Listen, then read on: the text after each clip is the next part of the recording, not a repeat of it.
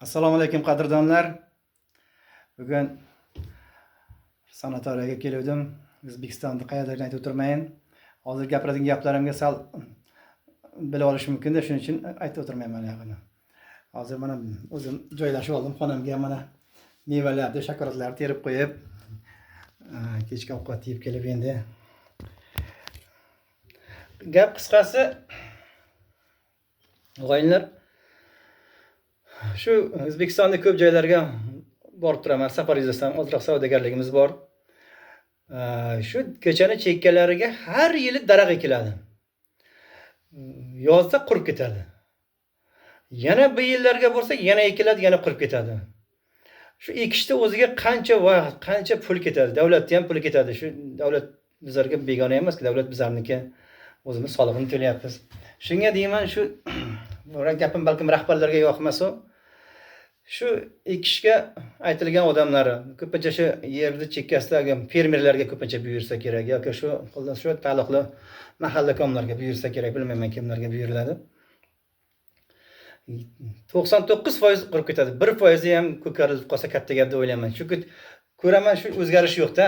Shu qo'rab yotadi, chekkalar qo'rab yotadi. Bahorda bir ekiladi, hasharlar qilinadi, ekiladi. Hozir bunaqangi plasmas idishlarga, temir idishlarga suvlar qo'yib, ustiga quyosh batareyalari qo'yib, bir suvlarni qilishini qilyapti, baribir natija yo'q. Chunki qishimiz, yozimiz juda mahkam kelyapti. Shunga demoqchiman, bir yechimda endi. Ko'rimdagi gapni ayta olishim mumkinmi? Olsa olar, olmasa katta ko'cha deydi, tuppa-to'g'ri deyman. Shuki boyagi belgilab bergan joylarga, masalan, ularga senga taalluqli joy, mana shu juda katta joy deb beradi ularga. Chunki bitta odam ishchilar bilan qilsa ham juda ko'p, minglab daraxt ekadi-da. Unday qilmasdan, bu jo'ra mana har yili ekyapsan. Shu daraxting mana ko'karmayapti. Qanchanisini eksang ko'kartira olasan. Va bizlar senga shunga nima qilib beraylik? Senga qanaqangi bir yordam qilaylik, masalan, solig'ingni kamaytirib beraylikmi? Xullas bir muammong bormi, shuni aytgin, shu muammongni bizlar yechib beraylik. Jo'ra sen mana shuga qancha daraxt ko'kartirib berasan. Qancha daraxt ko'p ko'kartirsang, shuncha muammongga yordam beramiz rahbarlar. O'sha daraxt ekinglar degan xodimlariga yaxshi o'tirib olib turib, ota-bola gaplashgandek, aka-uka gaplashgandek qilib.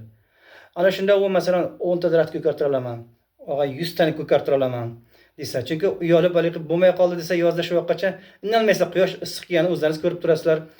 Shunaqa ekani deb qo'yasizlar, boshqa joyda ham shuyda deb qo'yasizlar. Yo'q, qani shu hamma bir o'zida o'zgarish qilsa, nechta ko'kartirasan, yoki necha qator yoki necha sotda gektar qancha ko'kartirasan.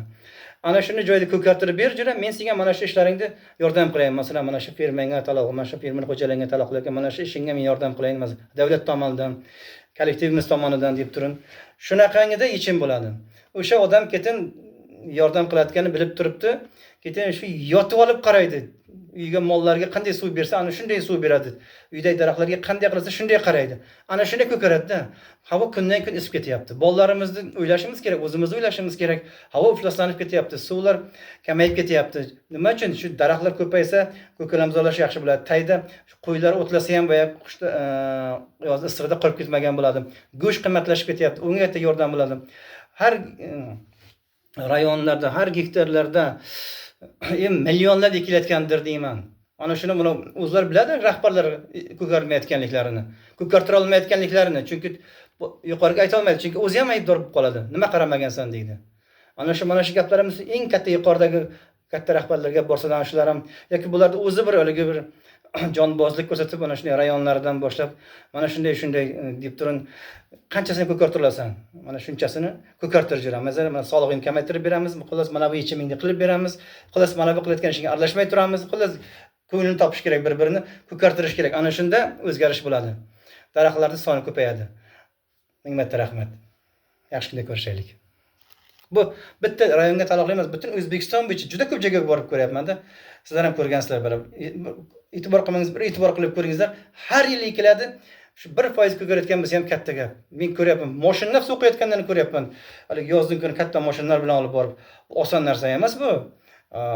Boshqa texnologiyalar qiyin, ular ham ko'karish juda qiyin bo'lyapti. Ana shunga albatta bir ko'kartirib berasan, biz senga yaxshilik qilamiz desin, ana shunda ish bo'ladi. Nima deysizlar, o'g'aylar? Yaxshi kunda ko'rishaylik. Sog' bo'ling.